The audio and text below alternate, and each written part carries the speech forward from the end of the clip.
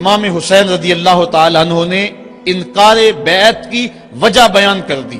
آج یہ پراپیگنڈا کیا جاتا ہے کہ یہ دو شہزادوں کی جنگ تھی اور یہ اقتدار کے لیے سب کچھ ہوا۔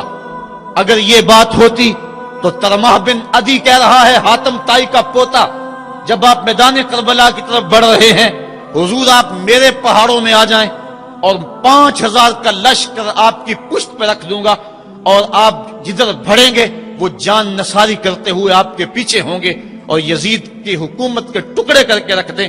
حضرت امام حمام امام حسین نے ترمح بن عدی بن حاتم کی اس پیشکش کو ٹھکرا دیا، کہا میں تو کسی اور کام کے لیے جا رہا ہوں۔ یزید کے چہرے سے اس نقاب کو نوچنا تھا، اس کے مکروہ چہرے کو لوگوں کے سامنے ننگا کر کے بتلانا تھا کہ یہ وہ شخص ہے کہ جس کے بارے میں میرے محبوب اور میرے نانا نے خبر دی ہے کہ بنو امیہ کا ایک ظالم شخص میری سنت کو بدلے گا اور وہ سنت کو بدلنے والا یہی شخص یزید ہے۔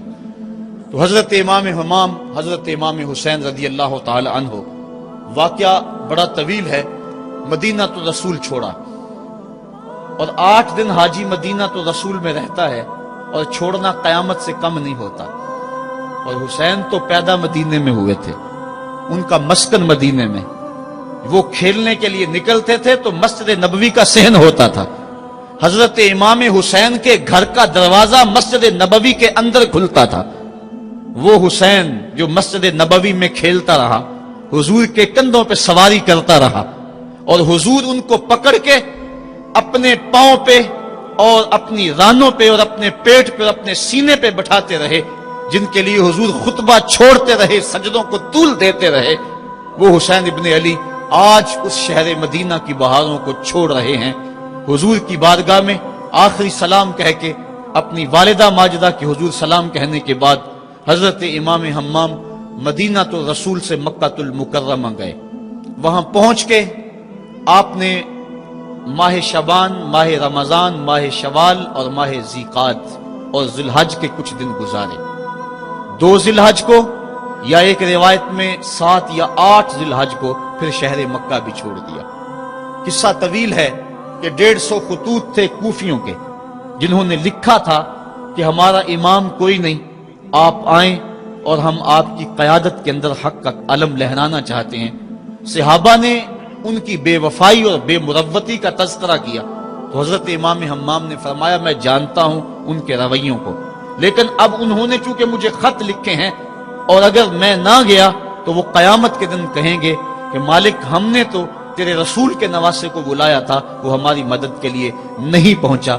فرمایا اگر میں جاتا ہوں اور کلمہ حق بلند ہو جاتا ہے تو پھر بھی درست، اور اگر وہ بے وفائی کرتے ہیں اور اس رستے میں مجھے جان دینا پڑتی ہے تو پھر بھی کوئی بات نہیں، پھر بھی میں مراد کو پہنچا ہوا اپنے آپ کو پاؤں گا۔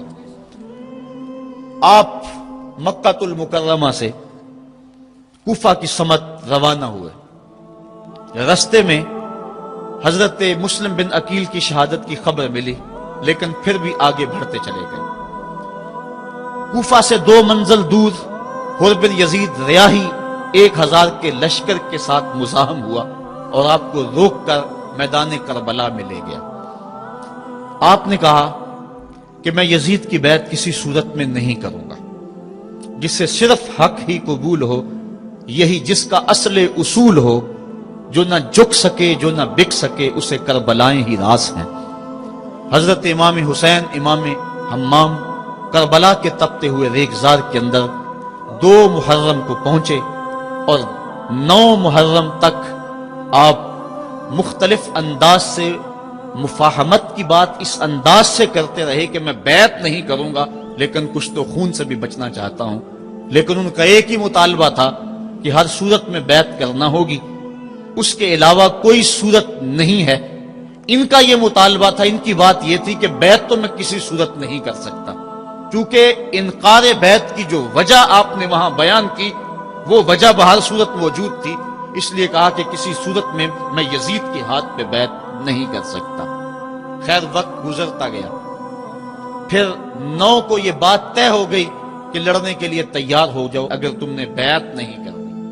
بیعت کرنے کی صورت میں مراعات سے نوازا جا رہا تھا، بڑے سے بڑا شہنشاہ بھی ہوتا اس کے پاؤں میں بھی لغزش آ جاتی.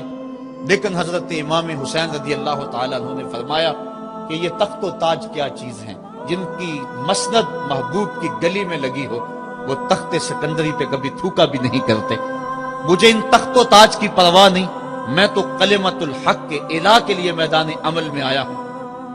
آپ نے مقام بیضا پہ خطبہ دیتے ہوئے کہا تھا کہ لوگوں میں جانتا ہوں کہ میرے ساتھ کیا ہونے والا ہے، لیکن اس کے باوجود میں میدان میں اس لیے جا رہا ہوں وَلَكُمْ فِيَّ أُسْوَةٌ کہ میری زندگی تمہارے لیے ایک نمونہ بن جائے. آپ نے اپنی زندگی کو قیامت تک آنے والی نسلوں کے لیے ایک نمونہ قرار دیا. اور میں نے پچھلے اجتماع کے موقع پہ کہا تھا، جو احباب پچھلے اجتماع پہ موجود تھے انہیں وہ جملے یاد ہوں گے کہ قیامت تک جبر کے خلاف جتنی بھی تحریکیں اٹھیں گی سب کا قائد حسین ابن علی ہوگا. انسان کی عقل اور منطق اس کو یہ دلیلیں دیتی ہے کہ تم جبر کے خلاف اگر میدان میں آئے تو کٹ جاؤ گے، ٹکڑے کر دیے جائیں گے. جبر سے مفاہمت کر لو، لیکن عشق سکھاتا ہے مفاہمت نہ سکھا جبر ناروا سے مجھے، میں سر بکف ہوں لڑا دے کسی بلا سے مجھے. تو عشق انسان کو لڑنے کا سلیقہ دیتا ہے، محبت باطل سے ٹکرانے کا درس دیتی ہے. کہا میں اس کے باوجود میدان عمل میں جا رہا ہوں اس لیے کہ میری زندگی تمہارے لیے نمونہ بن جائے اور قیامت تک لوگ میری زندگی سے راہیں تلاش کرتے کرتے میری زندگی کو نمونہ بناتے بناتے جبر کے مقابلے میں کھڑے ہو جائیں اور سرخروئی اور کامیابی حاصل پائیں. تا قیامت قطع استبداد کرد موج خون او چمن ایجاد کرد. اللہ اللہ بائے بسم اللہ پدر مانائے ذبح عظیم آیت بسر.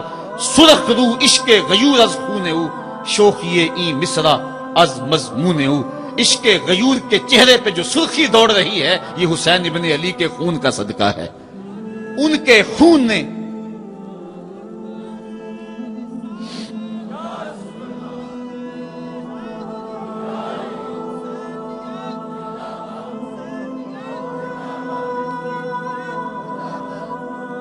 آپ نے 9 کی شب کو چراغ بجھا دیے. کہا یہ میری جان کے دشمن ہیں، تم اگر جانا چاہو تو جا سکتے ہو، میرے بعد تمہیں کوئی نہیں پوچھے گا. لیکن جانثاروں نے کہا یہ کیسے ہو سکتا ہے کہ آپ کا ساتھ چھوڑ کے چلے جائیں. پھر عاشورے کی وہ رات جو درد و اندوہ سے بری ہوئی رات تھی، ساری رات عبادت میں گزاری. ایک طرف شراب چل رہی ہے اور دوسری طرف آنکھوں سے عشق رسول کی مستی چھلک رہی ہے. تہجد کا وقت ہوا، نماز تہجد ادا کی. شہزادہ علی اکبر نے اذان پڑھی اور کربلا کے ریگزار میں ان کی یہ آخری باجماعت نماز تھی. ریگستان کربلا کے ذرے گواہ ہو گئے ان کے سجدوں کے.